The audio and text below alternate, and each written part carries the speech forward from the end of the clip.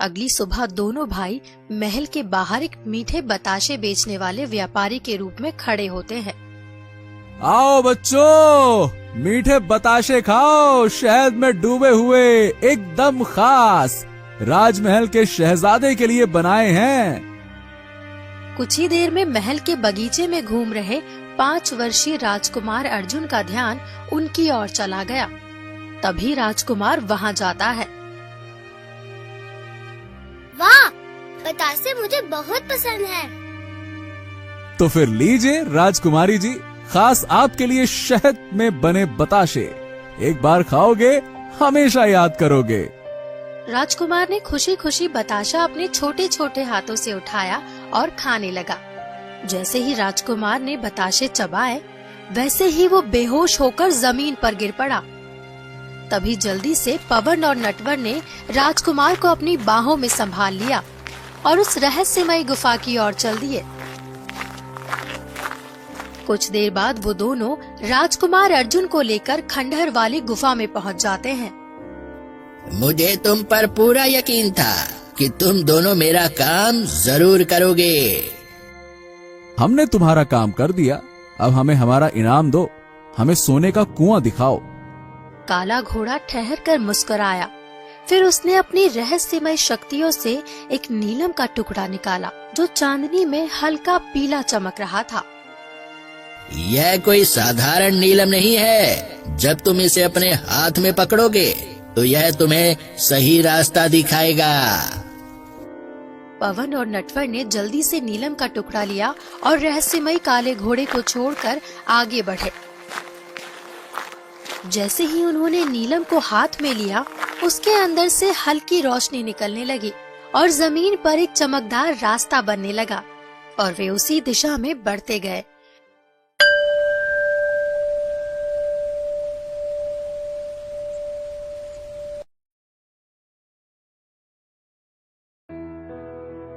पवन और नटवर दो चचेरे भाई, दोनों एक घने जंगल के बीच रास्ते से गुजरते हुए कहीं जा रहे थे।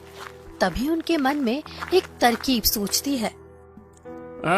नटवर भाई, अगर हमें रामू सुनार से कुछ पूंजी उधार मिल जाए तो हम अपना कारोबार शुरू कर सकते हैं, क्या कहते हो?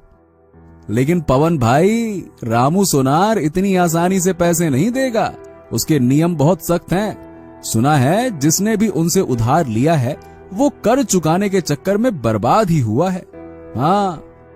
हाँ, ये तो सच है। रामू सोनार इतना ज्यादा ब्याज लेता है कि आदमी उम्र भर चुका ही नहीं पाता।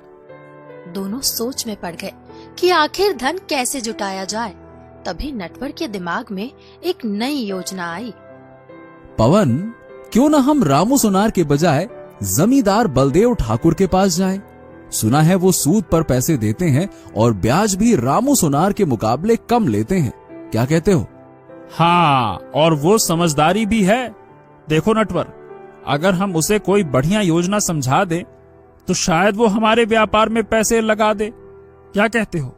हाँ, तुम सही कह रहे हो पवन। चलो, हम लोग कल सुबह ही जमींदार बलदेव के पास चलते हैं, लेकिन उससे पहले हमें जल्दी से घर चलना चाहिए, वरना कुछ ही देर में रात होने वाली है।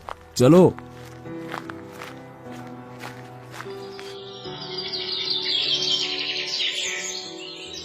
अगली सुबह दोनों जमींदार बलदेव ठाकुर के घर जाने के लिए निकल पड़ते हैं। तभी उन्हें रास्ते में एक घना जंगल पार करना पड़ता है। रास्ता सुनसान था, चारों ओर सन्नाटा पसरा हुआ था।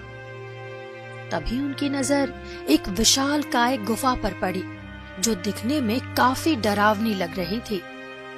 अरे, ये वही गुफा है जिसके बारे में लोग कहते हैं कि इसके अंदर जाने वाले कभी वापस नहीं आते।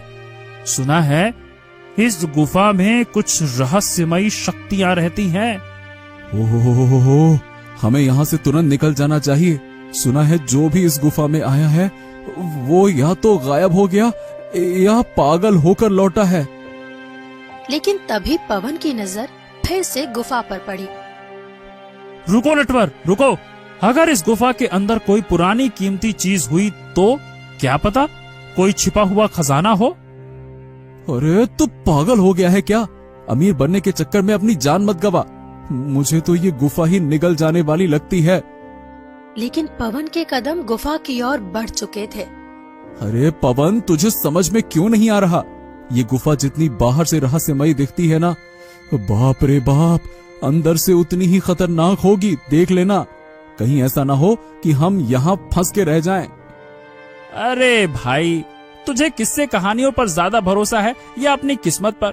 सोच, अगर इस गुफा में सच में कोई खजाना हुआ तो जमींदार बलदेव ठाकुर के आगे हाथ फैलाने की जरूरत ही नहीं पड़ेगी। हाँ। नटवर ने संदेह भरी निगाहों से गुफा की ओर देखा। अंदर घना अंधेरा था। और अगर अंदर सच में कोई रूहानी ताकत हुई तो? अरे कोई भूत वूत नहीं होता है, ये सब गांव वालों की मनगढ़ंत कहानियां हैं। डर मत, अगर कुछ मिला तो आधा आधा बांट लेंगे, और क्या। इसके बाद दोनों ने एक धड़कते दिलों के साथ उस रहस्यमयी गुफा के अंदर कदम रखा। तभी उनकी नजर गुफा में बने एक काले घोड़े की मूर्ति की एक विशाल प्रतिमा पर पड़ी। घोड़े की आंखें खून जैसी लाल थी। बाप रे बाप, इतना विशाल घोड़ा और इसकी इतनी डरावनी आंखें। बाप रे बाप, मैंने पहले कभी ऐसा कुछ नहीं देखा। ये कोई आम मूर्ति तो नहीं लग रही। जैसे ही दोनों भाइयों ने घोड़े की मूर्ति को छूने की कोशिश की, तभी उस रहस्यमयी काले घोड़े की मूर्ति से हंसने की आवाज आई।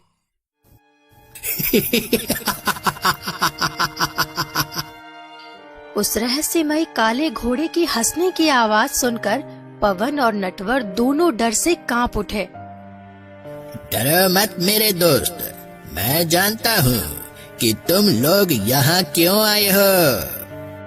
पवन और नटवर ने एक दूसरे की ओर चौंक कर देखा। तुम्हारी आंखों में लालच दिख रहा है, खजाने की तलाश में हो, है ना?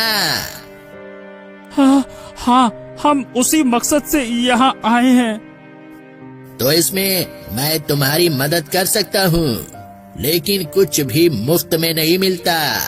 बदले में मुझे भी तुम्हारी मदद चाहिए। मदद? कैसी मदद? काले घोड़े की लाल आंखें और चमक उठी और उसकी आवाज अचानक गंभीर हो गई। अगर तुम राजा विक्रम के 5 वर्षीय बेटे को मेरे पास अपहरण करके लाओगे तो मैं तुम्हें सोने का कुआं दिखाऊंगा। एक ऐसा कुआं जहां से तुम अपनी पूरी जिंदगी भर के लिए सोना निकाल सकते हो। क्या? तुम हमसे अपहरण करवाना चाहते हो? अरे ये तो पाप है।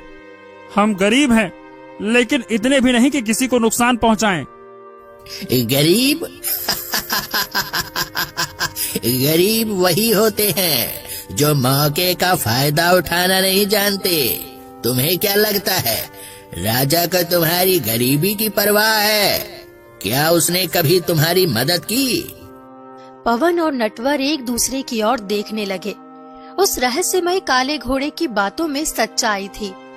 राजा ने कभी उनके गांव के गरीब लोगों की परवाह नहीं की थी। उनका परिवार दिन रात मेहनत करता था, फिर भी भूखा सोना पड़ता था। लेकिन किसी को उठाना ये तो बहुत बड़ा अपराध है। अपहरण पाप पुण्य, यह तुम्हारे लिए रोटी लाकर नहीं देंगे।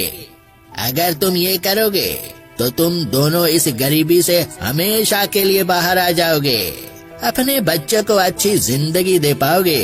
क्या तुम हमेशा यूं ही गरीबी में सड़ते रहना चाहते हो? कुछ देर तक गहरी चुप्पी छाई रही।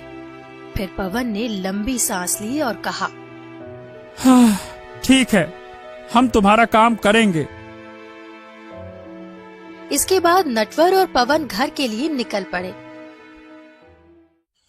रात का सन्नाटा पूरे गांव पर छाया हुआ था। पवन और नटवर अपने घर पहुंच चुके थे, लेकिन उनके दिलों में एक अजीब सी उथल पुथल मची थी। राजा के बेटे का अपहरण करना ये एक ऐसा फैसला था जो उनकी पूरी जिंदगी बदल सकता था। या तो उन्हें अमीर बना सकता था या फिर मौत के घाट उतार सकता था। तुम दोनों की शक्ल क्यों उतरी हुई लग रही है? क्या हुआ? कहीं कुछ गलत तो नहीं कर बैठे? हमने एक बहुत बड़ा फैसला लिया है और तुम्हें भी उसके बारे में पता होना चाहिए। हाँ, हम राजा के बेटे का अपहरण करने वाले हैं। जैसे ही ये शब्द निकले, कमरे में घोर सन्नाटा छा गया। क्या तुम दोनों पागल हो गए हो? ये कितना बड़ा पाप है, तुम्हें अंदाजा भी है? अगर राजा को पता चला तो तुम दोनों को बिना सुनवाई के फांसी पर चढ़ा देगा। तो क्या करें? यूं ही भूखे मरते रहें?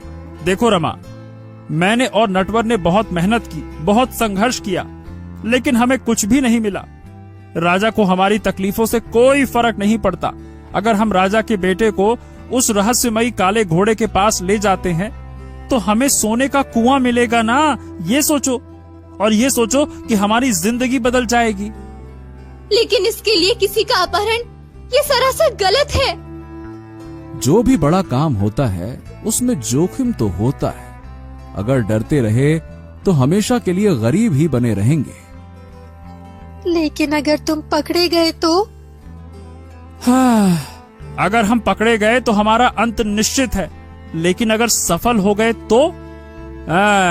तो हमारी आने वाली 7 पीढ़ियां तकलीफ नहीं देखेंगी। ये भी तो सोचो।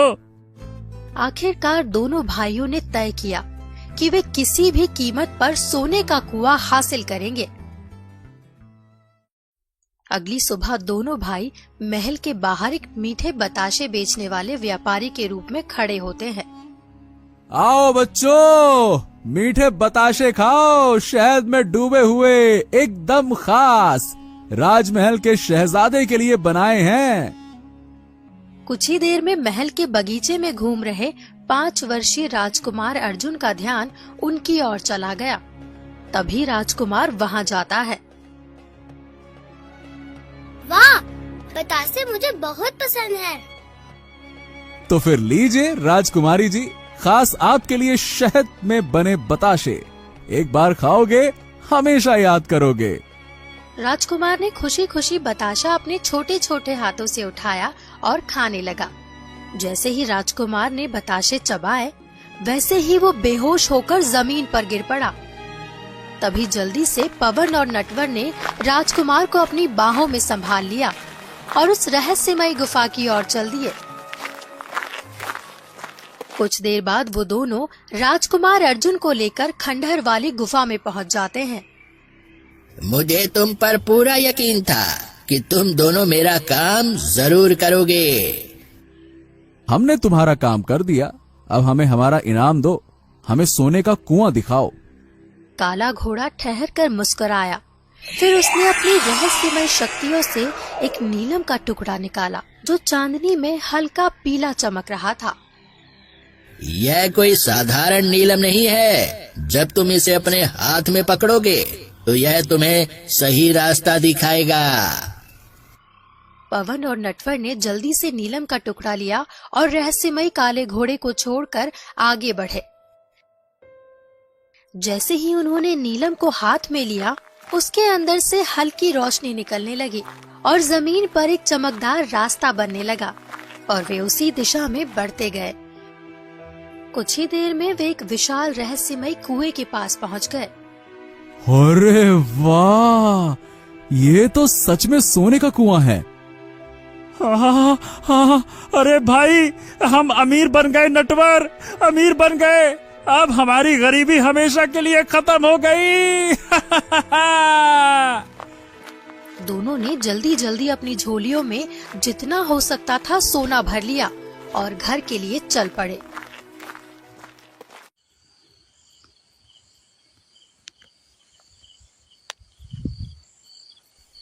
इतनी देर कैसे लग गई?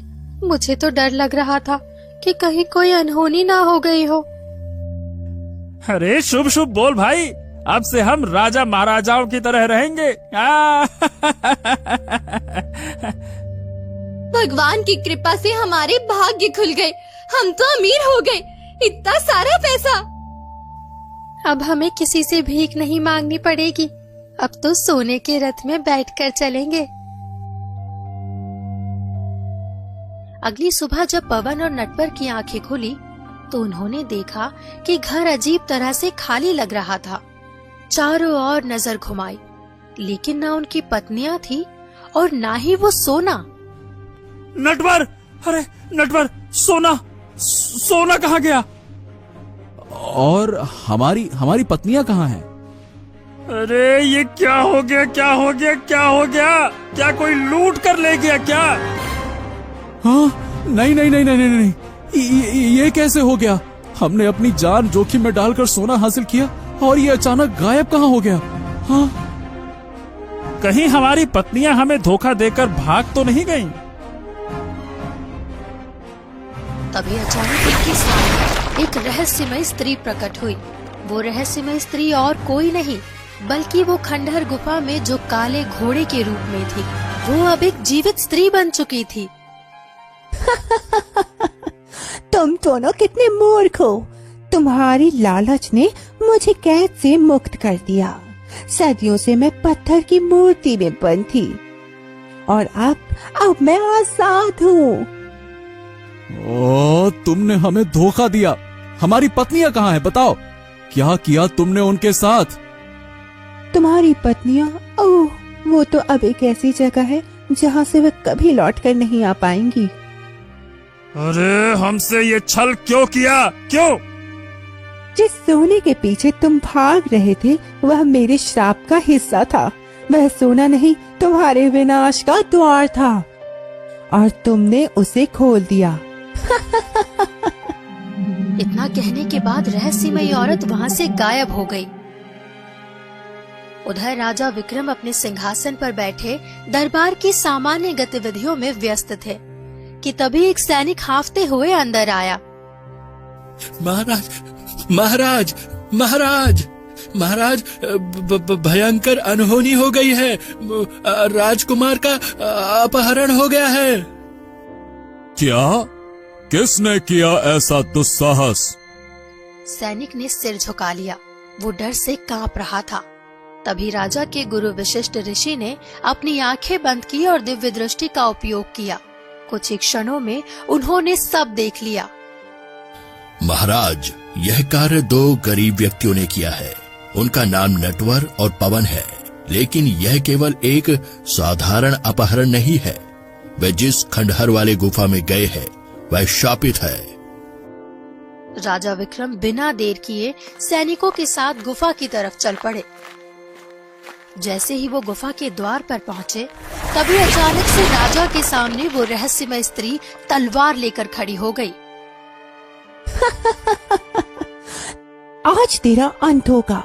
तूने मुझे श्राप देकर एक काले घोड़े के रूप में पत्थर की मूर्ति बना दिया था, लेकिन अब मैं वापस आ गई हूँ। अब तुम्हारी मौत मेरे हाथों लिखी है।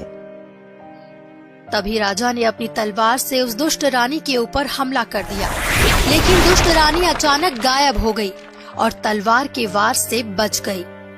इसी बीच नटवर और पवन भी वहाँ पहुँच चुके थे। वे अपनी पत्नियों की तलाश में आए थे, लेकिन जब उन्होंने महल के अंदर का भयावह दृश्य देखा तो उनके होश उड़ गए। हे भगवान, ये मैंने क्या कर दिया? राजा विक्रम ने उन्हें क्रोध से देखा, लेकिन वशिष्ठ ऋषि ने हाथ उठाकर उन्हें शांत किया। तुम्हारी पत्नियां इसी महल में है, लेकिन जिस स्त्री को विक्रम ने श्राप दिया था वह अब जाग चुकी है। गुरुदेव, ये कौन है और इसे श्राप क्यों दिया गया था? यह स्त्री कभी एक शक्तिशाली रानी थी जो अपने राज्य की सबसे सुंदर और बुद्धिमान स्त्री मानी जाती थी, लेकिन उसे असीम शक्ति की लालसा थी। उसने एक मायावी तांत्रिक से काल विद्या सीखनी शुरू कर दी। काल विद्या एक खतरनाक विद्या है जो किसी को अमरत्व, अजेय शक्ति और अनंत धन दे सकती है, लेकिन इसकी कीमत बहुत भयावह होती है। रानी ने यह विद्या सीखने के लिए 7 निर्दोष बच्चों की बलि दी थी। जब राजा विक्रम को यह बात पता चली तो उन्होंने उसे रोकने की कोशिश की, लेकिन तब तक रानी इतनी शक्तिशाली हो चुकी थी कि वह स्वयं को देवी मानने लगी थी। जब हमने उसे रोकने की कोशिश की तो उसने हमें जान से मारने का प्रयास किया था, लेकिन हमने उसे हराकर श्राप दिया कि वो एक विशाल काले घोड़े के रूप में पत्थर की मूर्ति बन जाएगी और इसी गुफा में हमेशा के लिए कैद रहेगी। लेकिन विक्रम, तुम्हारे श्राप की एक सीमा थी। जब भी कोई लालच और अंधकार की राह पर बढ़ता है तब वह श्राप कमजोर पड़ने लगता है। नटवर और पवन के भीतर के लालच ने ही उस रानी को फिर से दोबारा जीवित कर दिया है। ये सुनकर नटवर और पवन को अपनी गलती का एहसास हुआ। तभी अचानक दुष्ट रानी प्रकट हो गई। विक्रम, तूने मुझे श्राप दिया, लेकिन आज मैं इन दोनों मूर्खों की वजह से श्राप से मुक्त हो गई हूँ। अब मैं फिर से दुनिया की सबसे शक्तिशाली रानी बनूंगी। दुष्ट रानी, तुम्हारी क्रूरता और अंधकार का अंत मेरे ही हाथों लिखा है। मैं तुम्हें दोबारा इस दुनिया पर अत्याचार करने नहीं दूंगा। विक्रम, तुमने मुझे कमजोर समझने की भूल की। अब देखो तुम्हारे साथ क्या होता है। इतना कहते ही जैसे ही वो दुष्ट स्त्री ने अपने दोनों हाथों को ऊपर की ओर बढ़ाया कि तभी एक रहस्यमयी चील प्रकट हुई।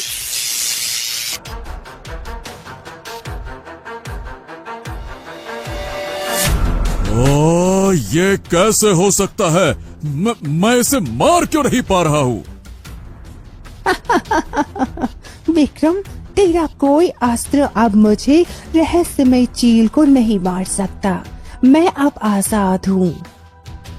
महाराज, यह दुष्ट स्त्री तब तक अमर रहेगी जब तक इस रहस्यमयी चील का अस्तित्व बचा रहेगा। इसकी शक्ति उसी में समाई हुई है।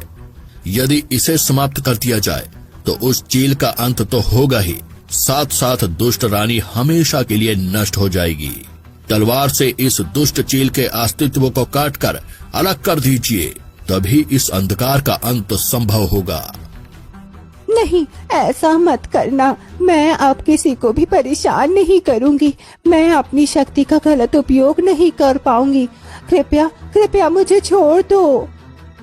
लेकिन राजा विक्रम दुष्ट रानी की एक भी बात नहीं सुनते और तलवार से उस दुष्ट चील का सिर धड़ से अलग कर देते हैं और फिर उस चील और उस दुष्ट रानी का अंत हो जाता है। तभी महल की दीवारों से एक रहस्यमयी रोशनी निकली, जिसमें से राजकुमार और नटवर पवन की पत्नियां आजाद हो जाती है। नटवर और पवन ने राजा से अपने द्वारा की गई गलतियों की क्षमा मांगी।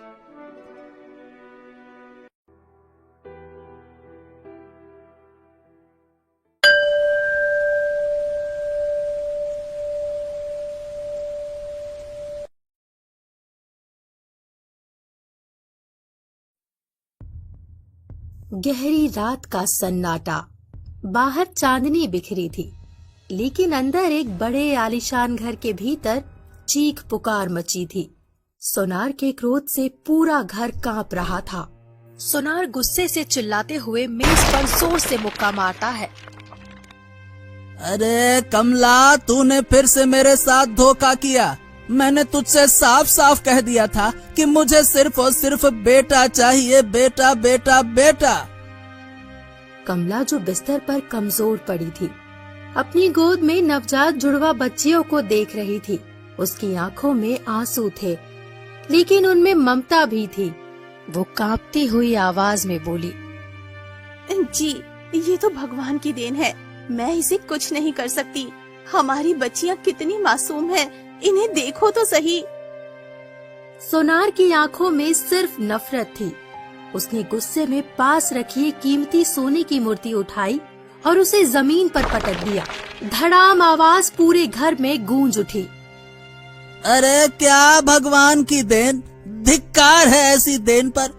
अरे मुझे अपने खानदान को आगे बढ़ाने वाला बेटा चाहिए, ये दो लड़कियां फड़कियां नहीं। हाँ।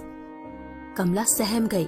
वो जानती थी कि उसका पति लालची है, क्रूर है, लेकिन वो अपनी ही संतानों से इतनी नफरत करेगा, ये उसने सोचा भी नहीं था। कमला के हाथ कांप रहे थे। अरे तू जानती है कमला, मेरे पास एक रास्ता है। एक ऐसा रास्ता जिससे मुझे इस बोझ से मुक्ति मिल सकती है। हाँ। कमला का दिल जोर से धड़क उठा। उसे अपने पति की नीयत पर शक हुआ। उसकी सांसें तेज हो गई। वो कांपती आवाज में बोली, तुम क्या कर रहे हो? मेरी बच्चियों को कुछ मत करना, मैं तुम्हारे पैर पड़ती हूँ। सोनार के चेहरे पर एक ठंडी मुस्कान आई, लेकिन उसके शब्दों में जहरीली साजिश थी। कमला, इनका होना ही मेरे लिए बोझ है। इन्हें खत्म कर देना ही सही होगा। कमला की आंखें फटी की फटी रह गई। उसे एहसास हो गया कि उसके मासूम बच्चों पर खतरा मंडरा रहा है। उसकी ममता जाग उठी। उसे हर हाल में अपनी बेटियों को बचाना था, चाहे इसके लिए उसे अपनी जान ही क्यों ना देनी पड़े। नहीं नहीं, ये मासूम है, इनका क्या कसूर है? तुम इन पर रहम करो, मैं तुम्हारे पैर पड़ती हूँ, इन्हें छोड़ दो। कमला अपने नन्ही बच्चियों को अपनी छाती से कसकर चिपका लेती है, जैसे उनकी ढाल बन गई हो। लेकिन सोनार की आंखों में दया नाम की कोई चीज नहीं थी। उसका चेहरा कठोर हो गया। अचानक उसने झपट्टा मारा और कमला की गोद से दोनों बच्चियों को जबरदस्ती खींच लिया। नहीं, भगवान के लिए ऐसा मत करो, ये तुम्हारी ही औलाद है। सोनार ने कमला की एक ना सुनी। कमला की आंखों के सामने उसकी दुनिया उजड़ रही थी। सोनार ने दोनों नवजातों को अपनी मजबूत पकड़ में जकड़ लिया। मासूम बच्चियां रो रही थी, लेकिन सोनार के कानों पर जूं तक नहीं रेंगी।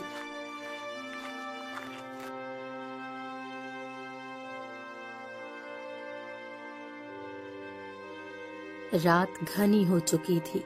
सोनार, जिसकी आंखों में नफरत और क्रूरता थी, वो एक झाबिये में उन दोनों बच्चियों को रखे तेज कदमों से शहर के बाहर की ओर बढ़ रहा था। उस झाबिये में नन्ही मासूम बच्चियां तड़प रही थी, फिर भी सोनार को रहम नहीं आया। उसने उन दोनों लड़कियों को कचरे के ढेर पर रख दिया। हाँ, अब कोई बोझ नहीं। अब मैं एक बेटा पैदा करने के लिए फिर से कोशिश करूंगा। मुझे अपनी विरासत के लिए वारिस चाहिए, ये बेकार की लड़कियां नहीं। हाँ। उसने एक बार भी पीछे मुड़कर नहीं देखा, ना ही उन मासूमों की तड़पती हुई हालत का एहसास किया। कुछ देर बाद एक गरीब किसान रामू अपनी पत्नी गौरी के साथ वहां से गुजर रहा था। अचानक उनके कदम धीमे हो गए जब उन्होंने बच्चों के रोने की आवाज सुनी। जैसे ही वे कचरे के करीब पहुंचे, हल्की सिसकियों की आवाज और तेज हो गई। गौरी की नजर जैसे ही उस कचरे के एक झाबिये में रखी उन दोनों बच्चियों पर पड़ी, उनकी आंखों में आंसू भर आए। रामू, ये तो नवजात बच्चियां हैं। अरे अरे अरे अरे अरे, ये क्या? ये कैसी तो दुनिया है। कोई संतान के लिए तरसता है और कोई उन्हें देखो यूं ही फेंक देता है। ये क्या है? गौरी ने कांपती उंगलियों से एक बच्ची को गोद में उठा लिया। रामू, देखो कितनी प्यारी है ये, हमें इन्हें अपने साथ ले जाना चाहिए। हाँ, लेकिन गौरी, हम खुद मुश्किल से 2 वक्त की रोटी जुटा पाते हैं। हम इन दोनों को आखिरकार पालेंगे कैसे? भगवान ने हमें मौका दिया है रामू, मैं इसे अपनी बेटी बनाकर पालूंगी। अगर हम इन्हें छोड़ देंगे तो ये मर जाएंगी। रामू। गौरी, लेकिन ये तो 2 लड़कियां हैं। हम 2 लड़कियों को पाल नहीं सकते। हमारे पास खुद के लिए बड़ी मुश्किल से रोटी होती है, फिर 2 का पेट हम कैसे भरेंगे? हैं? क्यों गौरी? देखो ये कितनी मासूम है। रामू, हम इसे अपने साथ ले चलते हैं। हाँ, हम कम से कम 1 को तो पाल ही सकते हैं, 2 को तो नहीं। लेकिन दूसरी, अगर हमने इसे यहाँ छोड़ दिया तो कोई जंगली जानवर आकर खा जाएगा। नहीं रामू, भगवान कभी किसी मासूम को अनाथ नहीं छोड़ते। अगर उसने हमें इस नन्ही सी जान के लिए भेजा है तो दूसरी के लिए भी कोई न कोई फरिश्ता जरूर आएगा। रामू और उसकी पत्नी एक बच्ची को उठाकर लेकर जाते हैं, लेकिन दूसरी वहीं रह जाती है। सुबह की हल्की रोशनी चारों ओर फैल चुकी थी, लेकिन ठंडी रात से कांपती हुई नन्ही बच्ची अब भी जिंदा थी। उसकी कमजोर सांसें उम्मीद की लौ की तरह जल रही थी। तभी दूर से घोड़ों की टाप सुनाई दी। एक भव्य रथ उसी रास्ते से गुजर रहा था, जिसमें शहर का प्रसिद्ध व्यापारी शेखर अपनी पत्नी सुमित्रा के साथ बैठा था। अरे अरे अरे, ये क्या, एक नन्ही सी बच्ची, वो भी कचरे के ढेर में। हे भगवान, ये कैसी निर्दयी दुनिया है, कोई इसे यूं कैसे छोड़ सकता है। सुमित्रा, हम बरसों से संतान के लिए तरस रहे थे। शायद भगवान ने हमारी बेटी के रूप में यह अनमोल उपहार दिया है। सुमित्रा बच्ची को सीने से लगा लेती है और दोनों उसे अपने साथ अपने महल नुमा घर लेकर चले जाते हैं।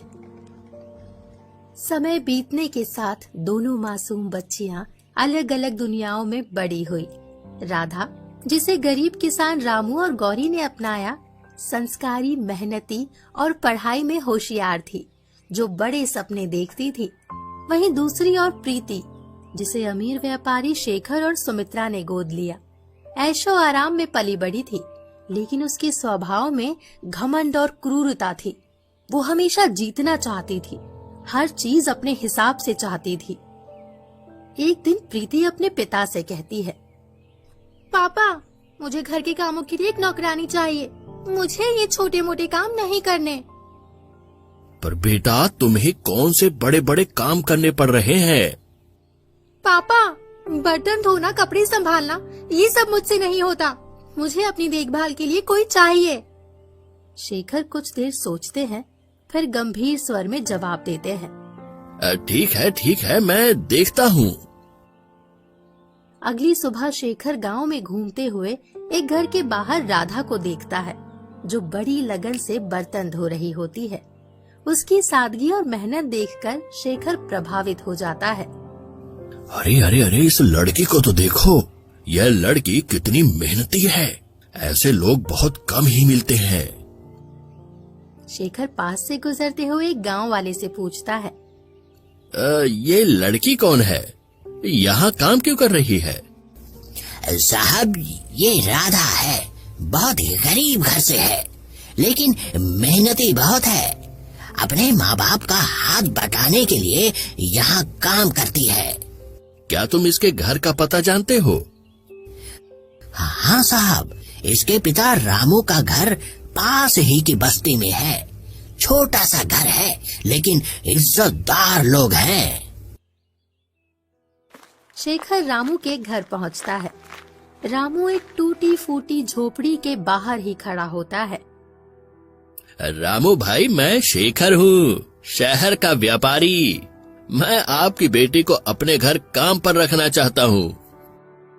ये सुनते ही रामू चौंक गया, और उधर रामू की पत्नी गौरी ने भी बात सुन ली और बाहर आकर खड़ी हो गई।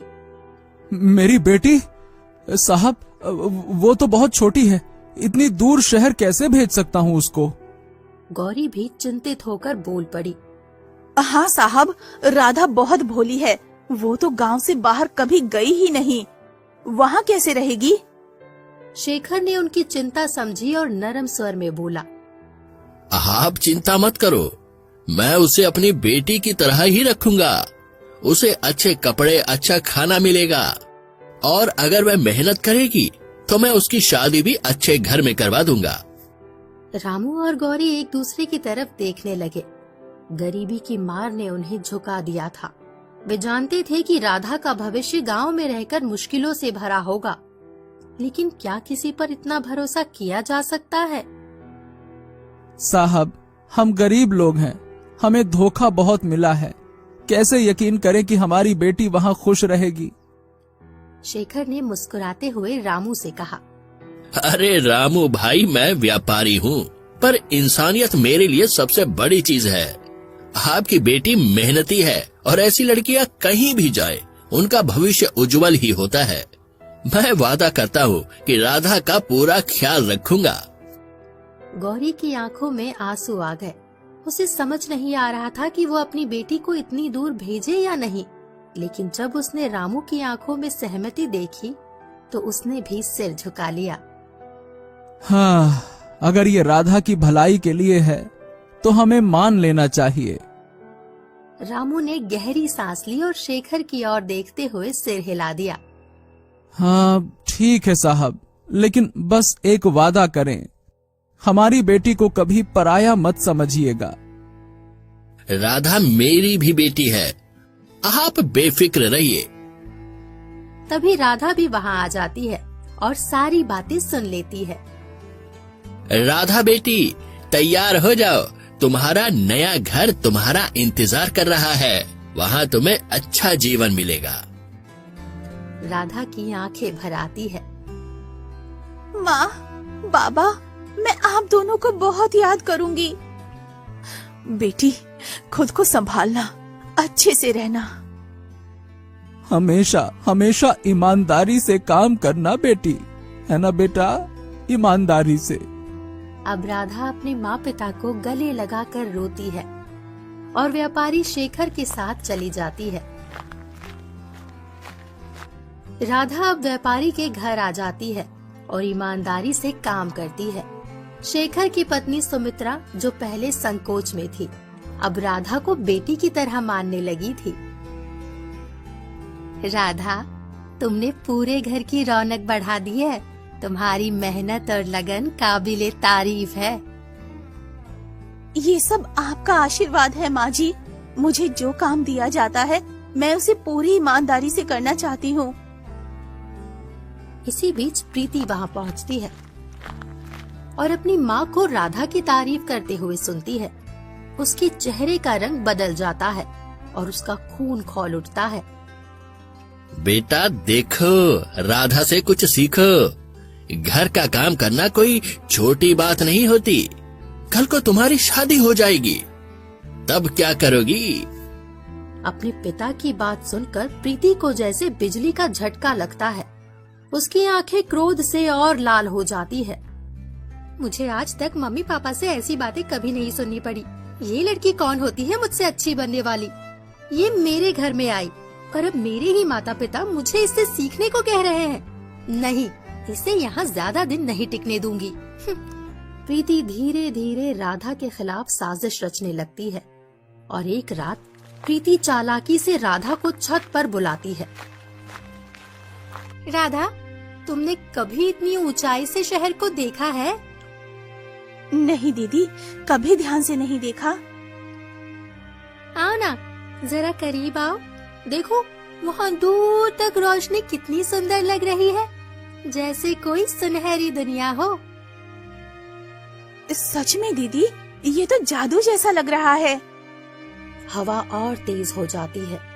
प्रीति की आंखों में एक अजीब चमक थी, जैसे कोई खतरनाक योजना दिमाग में पक रही हो।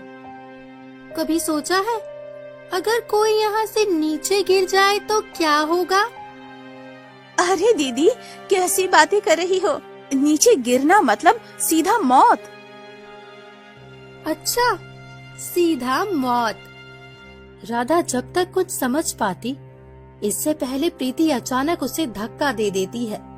कुछ ही सेकंड के भीतर वो नीचे गिर जाती है और उसकी चीखें पूरे घर में गूंज उठती है। शेखर और सुमित्रा दौड़ते हुए वहां आते हैं। अब कोई मेरी जगह नहीं ले पाएगा। कुछ ही देर बाद अपनी बेटी से मिलने के लिए रामू और उसकी पत्नी गौरी भी वहां पहुंचते हैं, लेकिन बेटी को जमीन पर पड़ा हुआ देखकर दोनों रोने लगते हैं। हे भगवान, मेरी बेटी, मेरी राधा, उठ जा बेटा, देख तेरी माँ आई है। रामू कांपते हाथों से राधा की नब्ज टटोलता है।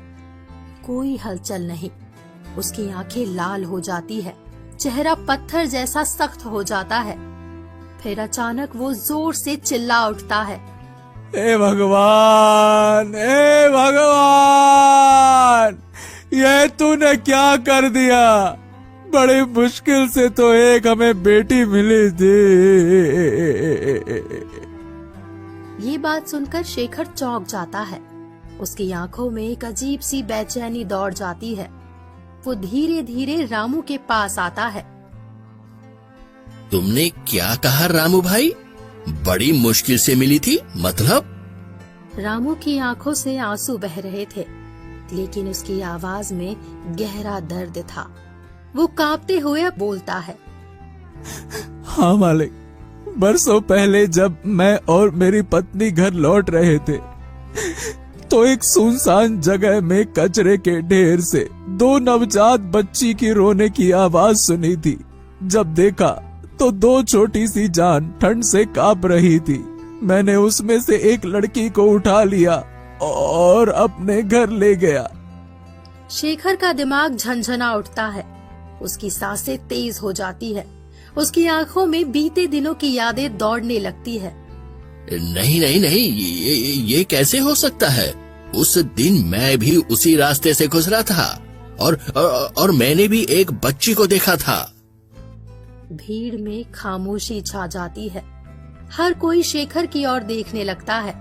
गौरी और रामू भी अपनी रोती हुई आंखों से उसकी ओर देखते हैं। प्रीति जो अब तक दूर खड़ी थी, उसके चेहरे की रंगत उड़ जाती है। क्या कह रहे हैं मालिक? हाँ हाँ, दोनों सगी बहनें हैं। दूसरी लड़की को मैं उठाकर लाया, वो बच्ची प्रीति है। पूरा माहौल सन्नाटे में डूब जाता है। प्रीति के हाथ कांपने लगते हैं। वो कांपते कदमों से आगे बढ़ती है और राधा के शव के पास बैठ जाती है। उसकी आंखें अब तक की गई अपनी गलती को महसूस कर रही थी। मैंने अपनी ही बहन को मार दिया। हे भगवान, मैंने ये क्या कर दिया? शेखर की आंखों में गुस्सा और दर्द दोनों झलक रहे थे।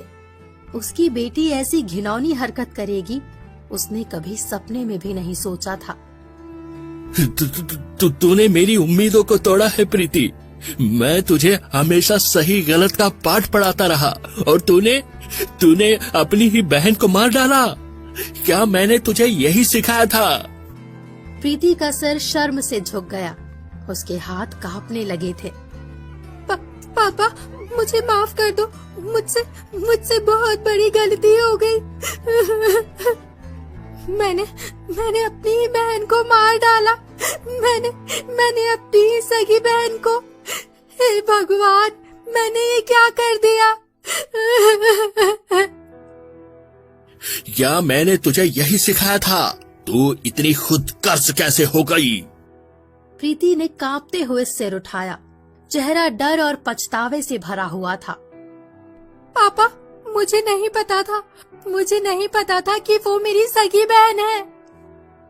तो क्या अगर वो तेरी सगी बहन नहीं होती तब भी तू उसे मार देती? क्या किसी की जान की कोई कीमत नहीं है? आज तुझे पछतावा हो रहा है क्योंकि सच्चाई सामने आ गई। लेकिन सोच, अगर तुझे पता न चलता कि राधा तेरी बहन थी, तब भी क्या तेरा दिल इतना ही पिघलता? क्या तू ऐसे ही किसी और की जान लेने से पहले दोबारा सोचेगी? उसके बाद प्रीति को जेल में बंद कर दिया जाता है। अगले दिन सुबह ये खबर पूरे शहर में आग की तरह फैल चुकी थी। अखबारों में बड़े बड़े अक्षरों में छपा था। ये खबर सोनार के हाथों तक पहुंच गई। उसकी आंखें छलक गई और वो अपने सिर को पकड़कर जमीन पर बैठ गया और जोर जोर से रोने लगा। हे भगवान, ये मैंने क्या कर दिया? अगर मैंने अपनी बेटियों को कचरे में नहीं फेंका होता तो आज ये दिन नहीं देखना पड़ता। मेरी ही गलती की सजा है। आज मेरी बेटियां भुगत रही है। अगर मैं उस रात अपनी पत्नी की बात मान जाता तो आज मेरी दोनों बेटियां जिंदा होती।